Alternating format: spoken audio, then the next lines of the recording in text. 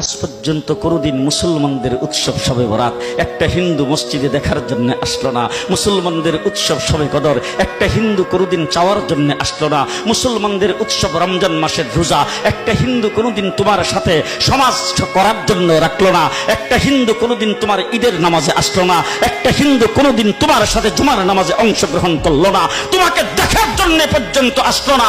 তার কারণ হলো হিন্দুরা মনে করে এটা মুসলমানের উৎসব, আর তুমি মুসলমান হইয়া হিন্দুর দুর্গা পূজায় কিভাবে গেলা? তোমার কি হয়ে গেল? তোমার কি লজ্জা শরম তুমি ধুয়ে ফেলে দিয়েছো? তোমার কি কোনো লজ্জা শরম নাই? লজ্জা শরম নাই? আবার কি সুন্দর বলতেছ, ধর্ম যার যার উৎসব সবাই। হাই হাই হাই, ও মুসলমান যুবকেরা ভালো করে শোনো, ধর্ম যার যার উৎসব সবার, তাইলে বিয়া যার যার বউ তো সবার।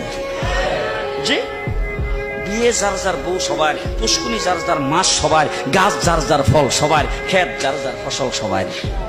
রাসূল সাল্লাল্লাহু আলাইহি ওয়াসাল্লাম খ্রিস্টানের সাথে বসতে পারে, ইহুদির সাথে বসে সনদ তৈরি করতে পারে, মদিনার সনদ, কিন্তু আমরা মুসলমানের সাথে বসতে পারি? একজন আরেকজনের ছায়া দেখতে পারে না। হিংসা, বিদ্বেষ, জেলাসি, অহংকার, ঠিক কিনা?